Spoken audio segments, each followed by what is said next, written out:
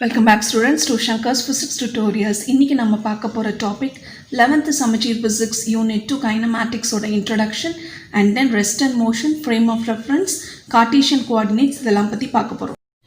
இன்னைக்கு நம்ம பார்க்க போற டாபிக் வந்து kinematics. Kinematics அப்படிங்கிறது மெக்கானிக்ஸ் ஓட ஒரு பார்ட் தான். இப்போ நியூட்டன்ஸ் லாஸ் ஆஃப் மோஷன்லாம் மெயின்லி மேக்ரோஸ்கோபிக் பாடிஸ்க்கு தான் அப்ளிகபிள். மைக்ரோஸ்கோபிக்கல் பாடிஸ்க்கு வந்து நம்ம குவாண்டம் அந்த மாதிரி பார்ப்போம். ஜென்ரலாக ஒரு பால் மூவ் ஆகுது அப்படின்னா அந்த மோஷனை பற்றி படிப்போம். அது எப்படி மூவ் ஆகுது, எந்த இடத்துல ஸ்டாப் ஆகுது, எந்த இடத்துல டைரக்ஷன் சேஞ்ச் ஆகுது, இந்த மாதிரி ஒரு பர்டிகுலர் ஆப்ஜெக்ட் வச்சுருக்கோம். இந்த மாதிரி பல மேக்ரோஸ்கோபிக்கல் ஆப்ஜெக்ட்ஸோட மோஷனை பற்றி படிக்கிறது தான் உங்களுக்கு ஜென்ரலாக உங்களுக்கு மெக்கானிக்ஸ் அப்படின்னு நம்ம சொல்லுவோம். இப்போ இதில் வந்து கைனமேட்டிக்ஸ் அப்படின்னா என்ன அர்த்தம்னா, நம்ம மோஷன் ஆஃப் த பாடிஸ் பற்றி தான் படிக்க போகிறோம். ஆனால் without knowing about the cause, எதனால் அந்த மோஷன் ஏற்படுது அதை பற்றி படிக்காமல் மோஷன் நடந்தது அது எப்படி நடந்தது மட்டும் படிக்கிறது தான் இந்த கைனமேட்டிக்ஸ். இப்போது ஃபிசிக்ஸ் அப்படின்னாலே இது ஒரு எக்ஸ்பெரிமெண்டல் சயின்ஸ். எக்ஸ்பெரிமெண்ட்ஸ் பேஸ் பண்ணி தான் நிறையா சயின்டிஃபிக் ரிசர்ச் வந்து இருக்குது.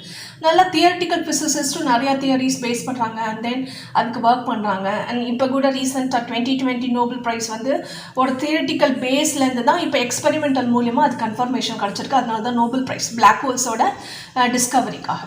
ஸோ அந்த மாதிரி இப்போ majority of the physics experiments பார்த்தீங்கன்னா ரெண்டு பில்லர்ஸை தாங்கி தான் இருக்குது. ஒன்று வந்து என்ன எக்ஸ்பெரிமெண்ட் பண்ணுறாங்களோ, ஸோ அந்த எக்ஸ்பெரிமெண்ட் வந்து ஒரு பில்லராகவும் அதை எக்ஸ்பிரஸ் பண்ணக்கூடிய லாங்குவேஜாக, எப்போதுமே ஒரு கான்செப்டை நம்ம ஒருத்தருக்கு சொல்லணும்னா அதோட லாங்குவேஜ் வந்து ரொம்ப இம்பார்ட்டண்ட். ஸோ ஒரு கூட்டத்தில் இருக்கிறவங்களுக்கு எந்த லாங்குவேஜில் சொன்னால் புரியும், எப்படி சொன்னால் புரியும் அப்படிங்கிற மாதிரி நிறைய கான்செப்ட்ஸ் இருக்குது. அந்த மாதிரி இந்த எக்ஸ்பெரிமெண்ட்டை வந்து புரிய வைக்கிறதுக்கான ஒரு லாங்குவேஜாக யூஸ் பண்ணக்கூடியது தான் இந்த மேத்தமேட்டிக்ஸ். ஸோ இது ரெண்டும் பில்லர்ஸாக இருக்கிறதுனால தான் ஃபிசிக்ஸ் அப்படிங்கிற எக்ஸ்பெரிமெண்டல் சயின்ஸ் வந்து இன்னும் சஸ்டெயின் ஆகிட்டு இருக்குது. அண்ட் தென் 2300 இயர்ஸ் அகோவே ஒரு க்ரீக் லைப்ரரியன், அவர் பேர் வந்து எரஸ்டோஸ்தெனஸ், இவர் தான் வந்து ஃபஸ்ட்டு ரேடியஸ் ஆஃப் த எர்த்தை வந்து கால்குலேட் பண்ணினார். அதுக்கப்புறம் தான் பிகினிங் ஆஃப் த 20th சென்ச்சுரியில் வந்து சைஸ் ஆஃப் த ஆட்டமை வந்து கால்குலேஷன் பண்ணினாங்க. ஸோ மேக்ரோஸ்கோபிக்லேருந்து மைக்ரோஸ்கோபிக். இப்போ ஃபிசிக்ஸ் அப்படின்னு சொல்லும்பொழுது மோஷன் அதோட சென்ட்ரல் ஆஸ்பெக்ட் மோஷனாக தான் இருக்குது அப்படிங்கிறத பார்த்தோம். இப்போ இந்த மோஷனை வந்து 3 லெவலாக நம்ம பிடிக்கலாம். ஒன்று வந்து மைக்ரோஸ்கோபிக் லெவல், இன்னொன்று மேக்ரோஸ்கோபிக், இன்னொன்று வந்து கேலக்டிக் லெவல். மைக்ரோஸ்கோபிக் லெவல் அப்படின்னு சொல்லும் பொழுது ஆட்டம், எலக்ட்ரானோட motion around the nucleus and then இதை பற்றி படிக்கிறது தான் மைக்ரோஸ்கோபிக் லெவல். மேக்ரோஸ்கோபிக் லெவல் சொல்லும்போது ஜென்ரலாக motion of a ball, motion of a stone, bike, அந்த மாதிரி ஒரு லார்ஜர் ஆப்ஜெக்ட்ஸை படிக்கிறது வந்து மேக்ரோஸ்கோபிக் லெவல். கேலக்டிக் லெவல் அப்படின்னு சொல்லும்போது யூனிவர்ஸோட மோஷன், யூனிவர்ஸில் இருக்கக்கூடிய சேட்டலைட்ஸ் அண்ட் தென் பிளானட்ஸ், இந்த மாதிரி ஹெவன்லி பாடிஸோட மோஷன் பற்றி படிக்கிறது தான் கேலக்டிக் லெவல். ஸோ 3 டிஃப்ரெண்ட் லெவல்ஸில் நம்ம வந்து மோஷனை நம்மளால் படிக்க முடியும். அடுத்தது ஸ்டடி ஆஃப் த மோஷன், எப்படி மோஷனை ஸ்டடி பண்ணலாம்.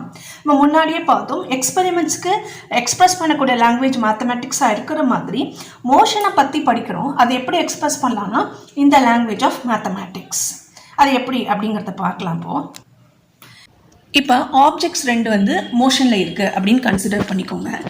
இப்போது ஒரு ஆப்ஜெக்ட் ஃபாஸ்ட்டாக போகுது, இன்னொரு ஆப்ஜெக்ட் வந்து ஸ்லோவாக போகுது. இது எப்படி நம்ம சொல்ல முடியும்னா இன் டேர்ம்ஸ் ஆஃப் ஸ்பீடில் நம்ம வந்து எக்ஸ்பிரஸ் பண்ண முடியும். இப்போ ஸ்பீடு அப்படின்னு சொல்லும்பொழுது இப்போ குறிப்பிட்ட டிஸ்டன்ஸில் எந்த ஆப்ஜெக்ட் வந்து ஃபாஸ்ட்டாக வந்து அந்த டிஸ்டன்ஸை க்ராஸ் பண்ணுதோ அந்த ஆப்ஜெக்ட்டுக்கு வந்து ஸ்பீட் ஜாஸ்தி அப்படிங்கிறோம். இப்போ இந்த ஸ்பீடை வந்து குவான்டிஃபை மேக்னிடியூட் மூலமாக எக்ஸ்பிரஸ் பண்ண முடியும். அதுக்கு தான் மேத்தமேட்டிக்ஸ் வந்து ரொம்ப ஹெல்ப்ஃபுல்லாக இருக்குது அப்படிங்கிறாங்க. So it quantifies the particular physical quantity அப்படிங்கிறாங்க. இப்போது குரூப் ஆஃப் அத்லெட்ஸ் எடுத்துக்கோங்க. அதில் ரன்னிங் ரேஸ் நிறைய பேர் பார்ட்டிசிபேட் பண்ணுறாங்க. அதில் ஃபஸ்ட்டு வந்தவங்க ஃபாஸ்டஸ்ட்டாகவும் கடைசி வந்தவங்க ஸ்லோயஸ்ட்டாகவும் சொல்லுவோம். நடுவில் இன்பிட்வீன் உள்ளவங்க வந்து average speed R medium speed அப்படின்னு சொல்லுவோம். இந்த average, fast, slow and fastest, slowest அப்படிங்கிறது எப்படி சொல்லுவோம்னா based on the speed in which they move, அதை வச்சு தான் நம்ம வந்து குவான்டிஃபை பண்ண முடியும். அதுக்கு வந்து மேத்தமேட்டிக்ஸ் வந்து ரொம்ப ஹெல்ப்ஃபுல்லாக இருக்குது. இப்போ கைனமேட்டிக்ஸ்னால் என்னன்னு பார்க்கலாம். கைனமா அப்படின்னாலே மோஷன் அர்த்தம். ஸோ கைனமேட்டிக்ஸ் அப்படிங்கிறது இது ஒரு branch of mechanics. And then இது வந்து it deals with the motion of the objects without taking into account the force. அதாவது ஃபோர்ஸ் தான் உங்களுக்கு மோஷன் உண்டாகிறதுக்கு ரீசனாக இருக்குது. ஆனால் இந்த ரீசன் பற்றி படிக்கல. That is you are not going to study about force. ஆனால் மோஷன் வந்து எப்படி ஏற்படுது, அது ஹவு ஃபாஸ்ட் ஹவு ஸ்லோ அப்படின்னு பார்த்தோம் இல்லையா, அந்த மாதிரி மோஷனை பற்றின ஸ்டடீஸ் தான் வந்து கைனமேட்டிக்ஸ். மோஷன் அப்படின்னு சொல்லும்பொழுது இன்னொரு டேர்ம் அதோட ரிலேட்டிவ் டேர்ம்னே சொல்லலாமே, அது ரெஸ்ட். இப்போ ரெஸ்ட்னா என்ன, மோஷன்னா என்ன அப்படிங்கிறத இப்போ பார்க்கலாம். இப்போ concepts of rest and motion பற்றி பார்க்கலாம். ரெஸ்ட் அண்ட் மோஷன் ரெண்டுமே ரிலேட்டிவ் டேர்ம். ரிலேட்டிவ்னா என்ன அப்படிங்கிறத பார்க்கலாம். ஃபஸ்ட்டு வந்து ஏ அண்ட் பி ரெண்டு பேரும் மூவிங் பஸ்ஸில் போயிட்டுருக்காங்க, சரியா? இப்போ ஏக்கு வந்து பி வந்து for a longer time bus move ஆகிட்டே இருக்குது. ஏ அண்ட் பி வந்து அந்த லாங்கர் டைம் வரைக்கும் ரெண்டு பேரும் சேர்ந்தே இருக்காங்கன்னு வச்சுக்கலாமே. ஸோ அப்போ ஏக்கு வந்து பி இஸ் அட் ரெஸ்ட், பிக்கு வந்து ஏ இஸ் அட் ரெஸ்ட். அப்போ இவங்களோட மூவிங் பஸ்ஸுக்கு இந்த ஃப்ரேம் ஆஃப் ரெஃபரன்ஸ், இந்த மூவிங் பஸ்ஸுங்கிறது ஒரு ஃப்ரேம் ஆஃப் ரெஃபரன்ஸ் எடுத்துட்டோம்னா, so in this frame of reference ஏக்கு வந்து பி இஸ் அட் ரெஸ்ட், பிக்கு A is at rest. Okay, but இது கரெக்டாக அப்படின்னு கேட்டிங்கன்னா எப்போ கரெக்ட் இல்லைன்னு சொல்லுவோம்னா, வெளியே சி அப்படிங்கிற ஒரு பர்சன் வந்து ரெஸ்ட்டில் இருக்காங்க. இவங்க பார்க்கும்பொழுது இந்த ஏ அண்ட் பி வந்து they are in motion. Okay, they are in the moving bus. அப்படிங்கும்பொழுது according to C A and B are in motion. அப்போ எது கரெக்டு, ரெஸ்ட்டு கரெக்டாக மோஷன் கரெக்டானா ரெண்டுமே கரெக்டு. எப்படின்னா according to the frame of reference we are going to choose. எந்த frame of ரெஃபரன்ஸ்லேருந்து பார்க்குறோமோ அதை பொறுத்து இந்த position of A and B வந்து மாறினதுன்னா மோஷன், மாறாமல் இருந்தால் rest. So according to the frame of reference சின்னு எடுத்துக்கலாமே இந்த ஃப்ரேம் ஆஃப் ரெஃபரன்ஸை, according to C A and B in motion, அப்போ அது கரெக்டு. ஆனால் according to A B is at rest or according to B A is at rest, இதுவும் correct தான். So நம்ம எந்த ஃப்ரேம் ஆஃப் ரெஃபரன்ஸ் எடுக்கிறோமோ அதை பொறுத்து இந்த ஆப்ஜெக்ட் மூவ் ஆச்சா இல்லையா அப்படிங்கிறத பொறுத்து தான் நம்ம ரெஸ்ட் அண்ட் மோஷன் சொல்லுவோம். அதனால தான் it is a relative term அப்படின்னு சொல்கிறாங்க. ஓகே, ஃப்ரேம் ஆஃப் ரெஃபரன்ஸ்னால் எப்படி டிஃபைன் பண்ணுறது, what is frame of reference அப்படின்னு கேட்டிங்கன்னா என்ன சொல்கிறது அப்படின்னா, ஸோ முன்னாடியே பார்த்தது தான், ஒரு ஆப்ஜெக்டோட பொசிஷனை வந்து relative to the frame of reference, அந்த பர்டிகுலர் ஃப்ரேம் ஆஃப் ரெஃபரன்ஸை பொறுத்து இந்த ஆப்ஜெக்டோட பொசிஷன் நம்ம எப்படி டிஸ்கிரைப் பண்ணுறோமோ அதுதான் ஃப்ரேம் ஆஃப் ரெஃபரன்ஸ். இப்போ கார்ட்டீசியன் கோஆர்டினேட் சிஸ்டம்னா என்னன்னு பார்க்கலாம். சிங்கிற ஃப்ரேம் ஆஃப் ரெஃபரன்ஸ் வந்து பார்க்கும்பொழுது அட் எனி இன்ஸ்டன்ட், என்ன டைமில் வேணால் இருக்கலாம், ஒரு பர்டிகுலர் டைமில் வந்து அந்த பொசிஷன் ஆஃப் த ஆப்ஜெக்டை கண்டுபிடிக்கணும்னா அது எப்படி கண்டுபிடிக்கலாம்னா பொசிஷன் கோஆர்டினேட்ஸ் வச்சு எக்ஸ் ஒய் இசட், அதாவது அலாங் ஒரு particular direction X and Y Z, இந்த மாதிரி 3 டைமென்ஷனல் மோஷனில் வந்து 3 டைமென்ஷனல் ஸ்பேஸில் வந்து இந்த பொசிஷன் ஆஃப் த ஆப்ஜெக்டை நம்மளால் ரெப்ரசென்ட் பண்ண முடியும். அதை தான் வந்து பொசிஷன் கோஆர்டினேட்ஸ்ன்னு சொல்கிறாங்க. So the motion or the position of the ஆப்ஜெக்டை with respect to the frame of reference நம்ம பொசிஷன் கோஆர்டினேட்ஸ் மூலியமாக ரெப்ரசென்ட் பண்ணினோன்னா அதுதான் கார்ட்டீசியன் கோஆர்டினேட் சிஸ்டம் அப்படின்னு சொல்கிறாங்க. ஸோ இதை வச்சு என்ன கண்டுபிடிக்கலாம், distance of the object along X Y and Z direction. இப்போ இந்த பிக்சர் தான் வந்து கார்ட்டீசியன் கோஆர்டினேட் சிஸ்டம். இந்த XYZங்கிறது position coordinates of the object with respect to X direction, Y and Z டைரக்ஷனில் இருக்குது. அதாவது distance of the object in X, Y and Z direction தான் இங்கே கொடுத்துருக்காங்க. இப்போ இந்த கோஆர்டினேட் சிஸ்டம் வந்து ரைட் ஹேண்டட் கோஆர்டினேட் சிஸ்டம் அப்படின்னு ஏன் சொல்கிறாங்க அப்படின்னா, இப்போ along the positive X direction என்னோட நான் ரைட் ஹேண்டை வைக்கிறேன். இப்போது இந்த ரைட் ஹேண்ட் ஃபிங்கர்ஸை வந்து ஆன்டி கிளாக்வைஸ் டிரெக்ஷனில், that is along the Y axis வந்து நான் ஃபோல்ட் பண்ணும்பொழுது என்னோட தம் வந்து it is pointing along the Z axis, that is perpendicular to X and Y. So according to right handed Cartesian system positive X ஆக்சஸில் என்னோட right hand வைக்கும் பொழுது அதை வந்து நான் ஒரு ஃபோல்ட் பண்ணும் பொழுது என்னோட தம் தான் உங்களுக்கு இசட் ஆக்சஸாக வந்து ஆக்ட் ஆகுது.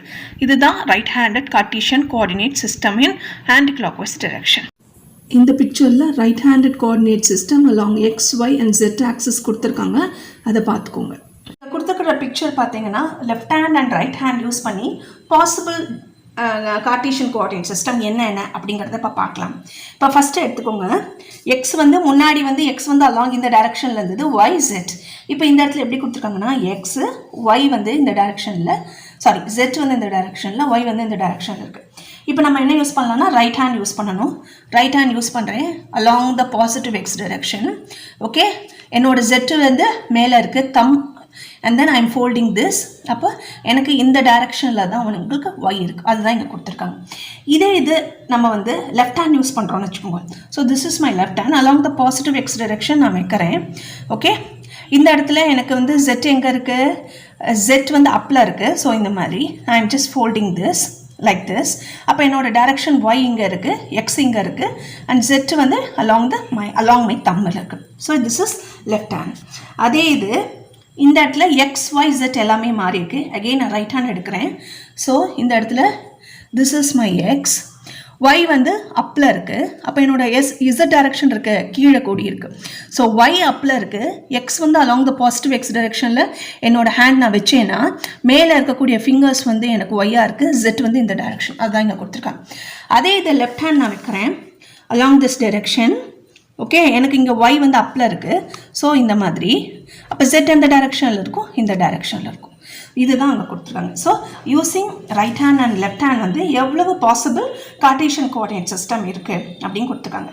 இப்போ இதை பேஸ் பண்ணி ஒரு problem at the book back evaluation கொடுத்துருக்காங்க. அது எப்படின்னு பார்க்கலாம். இப்போது இந்த லெசனோட புக் பேக் எம்சிக்யூவோட ஃபர்ஸ்ட் கொஸ்டின் பார்த்தீங்கன்னா, which one of the following Cartesian coordinates system is not allowed in physics. So A வந்து ஆல்ரெடி நம்ம புக்கில் கொடுத்துருக்கிறது, பிஎன்சி வந்து ரைட் ஹேண்டட் சிஸ்டம் யூஸ் பண்ணுங்கள். தென் டி தான் உங்களுக்கு ஆட் மேன் அவுட்டாக இருக்கும். இது நம்ம பார்க்க போகிறது பாயிண்ட் மாஸ். பாயிண்ட் மாஸ்னால் என்ன, இது எதுக்கு யூஸ் பண்ணுறோம், இது எதுக்கு ஹெல்ப்ஃபுல்லாக இருக்குதுன்னு பார்த்தீங்கன்னா, மோஷன் ஆஃப் த ஆப்ஜெக்டை எக்ஸ்பிளைன் பண்ணுறதுக்கு இந்த பாயிண்ட் மாஸ் வந்து ரொம்ப ஹெல்ப்ஃபுல்லாக இருக்குது. இதுக்கு மாஸ் வந்து ஒரு வரையறுக்கப்பட்ட ஒரு குறிப்பிட்ட அளவு தான் இதோட மாஸ் இருக்குது அப்படின்னு சொல்கிறாங்க. எந்த ஆப்ஜெக்ட் வேணாலும் எடுத்துக்கலாம். இப்போது ஒரு ஆப்ஜெக்ட் எடுத்துட்டீங்க அப்படின்னா அந்த ஆப்ஜெக்டோட மாஸ் வந்து ஒரு பாயிண்டில் கான்சன்ட்ரேட் ஆச்சுன்னா அதை தான் வந்து பாயிண்ட் மாஸ். ஒரு ஆப்ஜெக்டோட மாஸ் ஒரு புள்ளியில், ஒரு மைய புள்ளியில் வந்து உங்களுக்கு எல்லா மாஸும் ஆக்ட் ஆகும் பொழுது அதுதான் வந்து பாயிண்ட் மாஸ் அப்படின்னு சொல்கிறாங்க. பட் ரியாலிட்டியில் இது பாசிபிள் கிடையாது. இது வந்து ஒரு ரிலேட்டிவ் டேர்ம். ரிலேட்டிவ்னு சொல்லும் பொழுது ஒரு பர்டிகுலர் ஃப்ரேம் ஆஃப் ரெஃபரன்ஸுக்கு இது வந்து பாயிண்ட் மாஸ் ஆக்ட் ஆகுது. இது எல்லா கண்டிஷன்ஸுக்குமே இது பொருத்தம் இல்லை, அதை தான் மெயினாக சொல்கிறாங்க. ஸோ மேத்தமேட்டிக்கலாக பார்க்கும் பொழுது இந்த பாயிண்ட் மாஸுக்கு ஒரு ஃபைனைட், ஒரு குறிப்பிட்ட அளவு வரையறுக்கப்பட்ட நிறை மாஸ் தான் இருக்குங்கிறாங்க. அதுக்கு அதே மாதிரி இன்டர்னல் ஸ்ட்ரக்சர் எதுவும் இல்லாதனால இதுக்கு டைமென்ஷன்ஸும் கிடையாது. ஸோ நீங்கள் ஈவன் ஏர்த்தையே நீங்கள் எடுத்துட்டீங்கன்னா கூட அதுக்கு வந்து பாயிண்ட் மாஸ் நீங்கள் எடுக்கும்பொழுது அதுக்கு டைமென்ஷன்ஸ் எதுவுமே கிடையாது. பட் ஆஸ் சச் இந்த ரியாலிட்டியில் அது பாசிபிள் கிடையாது. பட் கால்குலேஷன் பர்பஸ்க்காக நம்ம என்ன எடுத்துக்கிறோன்னா இந்த ஏர்த்தை வந்து ஒரு பாயிண்ட் மாஸாக கன்சிடர் பண்ணிக்கிறோம். ஓகே, இப்போ சில examples based on point mass. இப்போ வந்து சன்னை சுற்றி எர்த் வந்து ஆர்பிட்டில் சுற்றிட்டு இருக்கு. இப்போ distance of the sun from the earth பார்த்தீங்கன்னா ரொம்ப ஜாஸ்தியாக இருக்குது when compared to the size of the earth. உங்களுக்கே தெரியும். ஓகே, அதாவது பூமியிலேருந்து சன் வந்து ரொம்ப தூரத்தில் இருக்குது. வென் கம்பேர்ட் டு பூமியோட அளவை விட அதோட தூரம் வித் ரெஸ்பெக்ட் டு சன் வந்து ஜாஸ்தியாக இருக்கிறதுனால இந்த இடத்துல எர்த்தை வந்து பாயிண்ட் மாஸாக நம்ம எடுத்துக்கிறோம். So earth act as a point mass when it is revolving around the sun. அதே மாதிரி ஒரு ஸ்டோனை தூக்கி போடுறோம், அது காற்றுல ஒரு ப்ரொஜெக்டல் மோஷனில் பறந்து போய் ஒரு இடத்துல கீழே விழுகுது. இப்போ இந்த இடத்துல இந்த எவ்வளோ தூரம் போயிருக்கு அப்படின்னு பார்த்தீங்கன்னா சைஸ் ஆஃப் த ஸ்டோனை கம்பேர் பண்ணும்பொழுது அது போகக்கூடிய தூரம் ஜாஸ்தியாக இருக்கிறதுனால இந்த இடத்துல ஸ்டோனையும் வந்து நம்ம என்னவா எடுத்துக்கிறோம், பாயிண்ட் மாஸாக எடுத்துக்கிறோம். ஸோ எந்த ஃப்ரேம் ஆஃப் ரெஃபரன்ஸில் நம்ம சூஸ் பண்ணுறோமோ அதை பொறுத்து அந்த ஆப்ஜெக்டை பாயிண்ட் மாஸாக எடுத்துக்க முடியும். இதே இது ஷார்ட்டஸ்ட் டிஸ்டன்ஸாக இருந்தது அப்படிங்கிற பட்சத்துக்கு பார்த்தீங்கன்னா உங்களால் பாயிண்ட் மாஸை கன்சிடர் பண்ண முடியாது. ஸோ ஃப்ரேம் ஆஃப் ரெஃபரன்ஸை பொறுத்து தான் பாயிண்ட் மாஸ் வந்து அப்ளிகபிளாக இருக்கும். தேங்க்யூ ஃபார் வாட்சிங் திஸ் வீடியோ. உங்களுக்கு இந்த சேனலில் உள்ள வீடியோஸ் பிடிச்சிருந்ததுன்னா லைக் பண்ணுங்கள், ஷேர் பண்ணுங்கள், சப்ஸ்கிரைப் பண்ணுங்கள்.